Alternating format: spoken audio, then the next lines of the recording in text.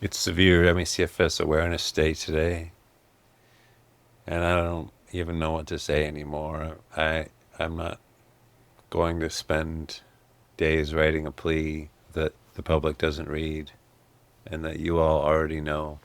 You can say the words yourself right now to yourself, you know. You know all the words. You know all the pleas. You know the pleas for justice and for humanity and for compassion. But we're dying. This is not trivial. This is a crisis. This is a humanitarian crisis around a worldwide humanitarian crisis, and nobody's doing anything. Nobody seems to, you know, the percentage of ME/CFS patients out there in the world who are actually diagnosed with ME/CFS patients and whose deaths are recognized even by fellow ME/CFS patients is so incredibly small. If you just do the logic, I've written a post about that called the true horror of ME/CFS. You can find it on my blog. I go through the logical steps of just proving how many people must logically have ME/CFS without any diagnosis, and how many people must die on the streets alone because if you don't have a diagnosis, you don't have any way to get help or care, and you just slowly lose everything. You lose support. You wind up, you can't take care of yourself. You lose your home. Then you're in your car. Then you lose your car, and then you're on the street. You can't feed yourself. Death is just inevitable for what has to be just thousands and thousands of people or more. But every week it seems like there's another ME/CFS patient who is known to our community who dies, you know. Seemingly every week, all of my friends on Instagram put a little blue heart and a candle above their profile name, and there's this row of candles and blue hearts, and sometimes I don't know who the person is, but it's just so devastating to see that this community that no one sees, where we're just constantly mourning the death of people just who are facing the same thing we're facing. That could be us, you know. But that makes you really wonder why, why are we the only ones who are putting those little hearts and candles in our profiles for ME/CFS patients when they die? Why is it only fellow ME/CFS patients who feel those losses and those deaths? Why doesn't the rest of the world feel them?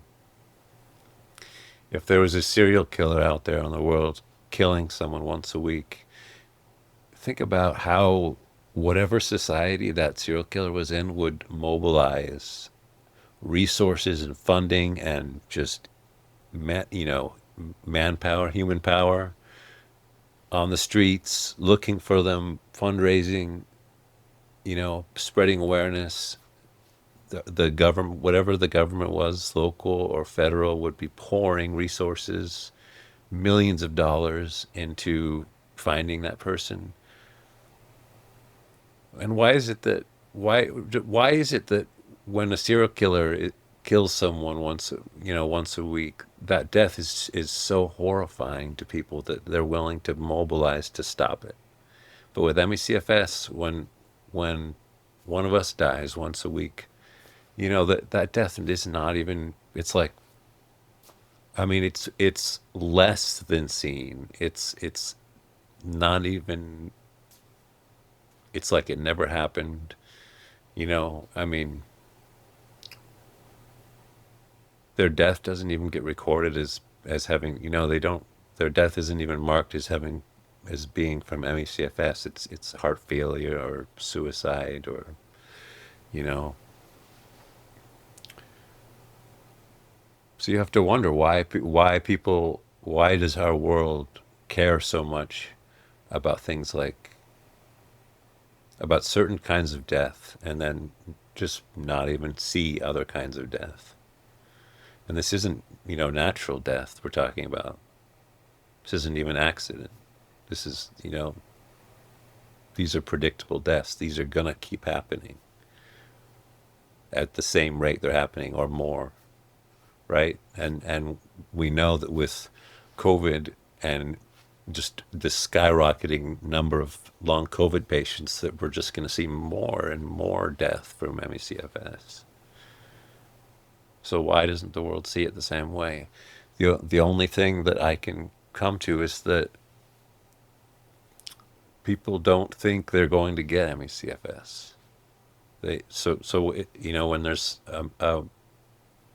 you know if there's a serial killer out there, like in the movies, um,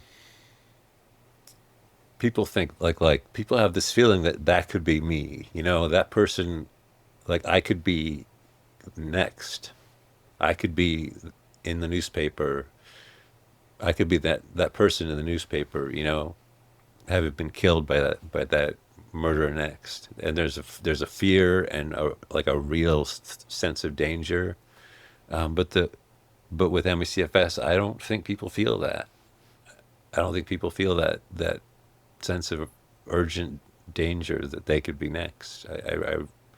I really think there's a sense of ME/CFS patients being others, you know, and and all the healthy muggles out there who don't have ME/CFS feel like we're not the same, and they're not going to get ME/CFS. They're not going to die from ME/CFS. They're not going to lose their whole lives from ME/CFS. And I don't think they would look at us and point at us and say that person isn't a human being. But at a fundamental level, I really think they feel that way at some fundamental level. That there's a difference between the two of us. And the crazy thing is, I couldn't be farther from the truth because if you just look at the facts and statistics about murder, and I just use that because it's so sensational, and it incites so much fear and emotion and mobilization, in our culture and society. People react to it like so strongly, and but really, death is death. It's the same loss of life. But statistically, you know, most murders are not just random from serial killers. They're from someone you know, um, and ME/CFS is totally random. Anybody could get it. So people really should be a lot more scared of ME/CFS than you know some crazy person running into their house at the middle of the night and shooting them, which people are terrified of, right? But not ME/CFS. But ME/CFS could happen to anybody. It's totally random. Doesn't pick or choose. You don't have to know the wrong person. You don't have to make bad decisions. You don't have to be in the wrong place at the wrong time. You just get a virus or some kind of traumatic event happens to your body, and you wind up with ME/CFS. It's a lot more random, so it should be scarier, right? It's kind of like how shark attacks seem so scary, but you're so much more likely to get struck down by lightning, but nobody's scared of lightning, right? It's just, I guess it's partly just one of those illogical things. But there has to be a compassion gap there. There's a compassion gap where people relate. I think healthy muggles relate to someone dying of cancer. They relate to someone getting murdered. They relate to that person because they can put themselves in their shoes and think that could happen to me. I want to live in a world where we're stopping that from happening. But with ME/CFS, they can't put themselves in our shoes for whatever reason. They don't, and I mean that reason has to be a compassion gap and a feeling in healthy muggles that we're really not the same. so ME/CFS couldn't happen to them, because that's the only way they could ignore it like this and not have some kind of reaction to stop it from continuing. And I honestly just I don't know how you fight that. We just we just keep putting those blue hearts and candles in our stories and in our profiles, and we keep mourning the losses, and we keep telling our stories. Two people I knew died recently, James Straza um,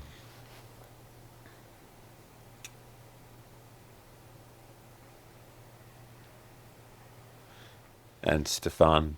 I don't know how to pronounce his last name. Arce, maybe. And Stefan was really reaching out to me and my mother for help. He really needed help. He was begging us to help him, and I neither of us knew what to do.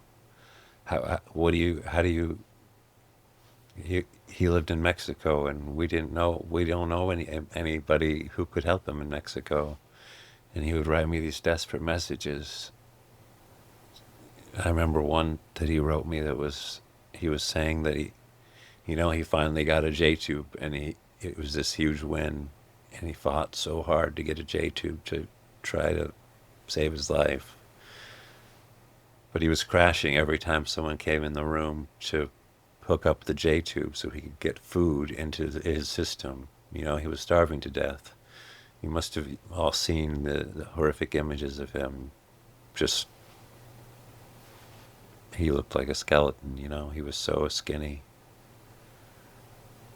And I think we all knew what was going to happen, but I don't think anybody knew how to help. There's no system to help someone like that. And how could that be? How could someone just be starving to death and all they need is food, and there's no system to just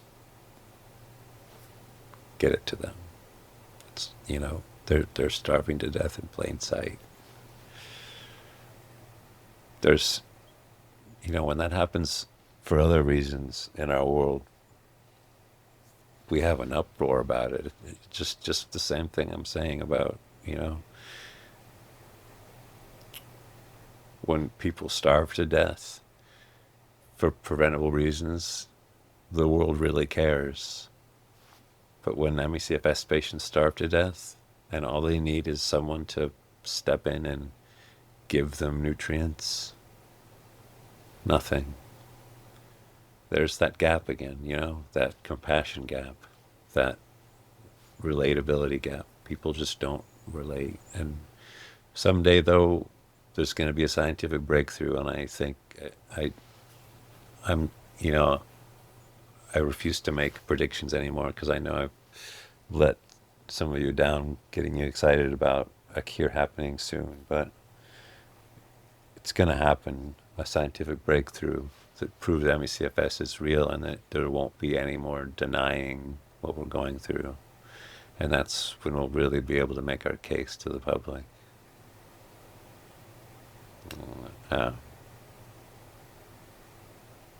It's not really going to feel great.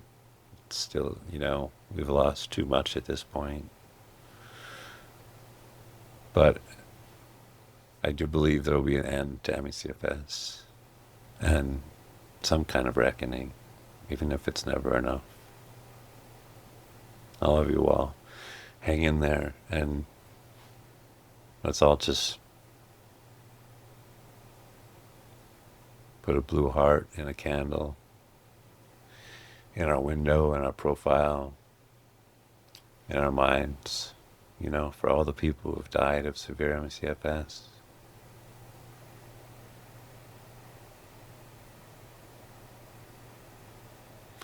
Because we're the only ones who really know what they went through. We're the only ones who can really honor their death the way that their deaths deserve to be honored.